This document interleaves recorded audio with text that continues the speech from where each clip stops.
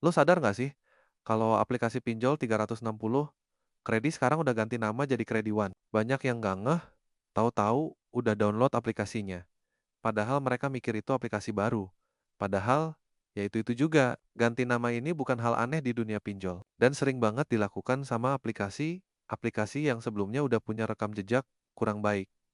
Entah karena banyak komplain dari pengguna, bunga yang nggak masuk akal, atau kasus gagal bayar yang berujung ke ancaman dan penyebaran data. Nah, 360.000 Redi termasuk salah satu aplikasi yang sebelumnya banyak dibicarain karena model penagihannya yang bikin resah. Sekarang, setelah ganti nama jadi Kredione, tampilannya lebih segar, brandingnya lebih profesional, dan mereka ngaku-ngaku lebih responsif dan ramah ke pengguna. Tapi lo harus tahu juga, ganti nama nggak berarti otomatis bersih dari catatan buruk. Kadang, ini cuma trik buat narik pengguna baru yang nggak tahu sejarah sebelumnya. Kalau lo cari di forum-forum keuangan atau grup Facebook, masih banyak yang cerita soal pengalaman mereka waktu pakai 360 kredi, dari mulai bunga yang bisa tembus langit sampai tenor pinjaman yang mepet banget, bikin orang gampang gagal bayar dan akhirnya stres sendiri. Sekarang, setelah berubah jadi Kredi One, kita mesti tanya, apa ada yang benar-benar berubah atau cuma ganti bungkus doang? Gue coba cek beberapa review terbaru di Play Store dan situs-situs pengaduan,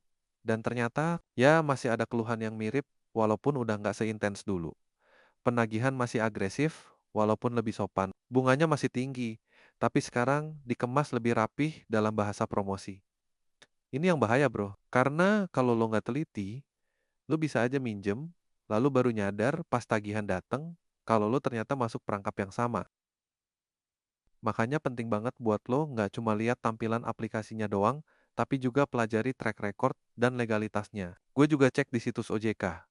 Dan memang Kredion ini masih masuk dalam daftar legal dan terdaftar di OJK. Tapi ingat ya, legal itu nggak otomatis artinya aman buat semua orang. Lo tetap harus cek bunga, tenor, denda, dan cara penagihannya. Jangan sampai lo pikir karena legal terus lo main gas saja, ujung-ujungnya lo keteteran, bayar, dan akhirnya gagal bayar. Gue tahu kok, kadang kita emang kepepet dan butuh dana cepet.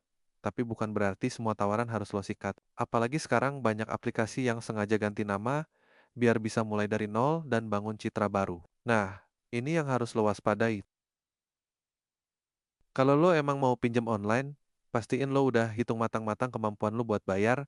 Jangan sampai lo cuman fokus ke pencairan cepatnya doang. Soalnya, sekali lo masuk ke siklus utang yang nggak terkontrol, susah banget buat keluar. Kalau lo udah gagal bayar di satu aplikasi, kadang lo akan dipancing buat minjem di aplikasi lain buat nutupin, dan itu bisa jadi lingkaran setan. So, bijaklah sebelum klik tombol ajukan pinjaman. Nah, kalau lo ngerasa informasi ini bermanfaat, gue minta tolong dong like videonya, share ke teman-teman lo, biar nggak jadi korban ganti nama ala pinjol.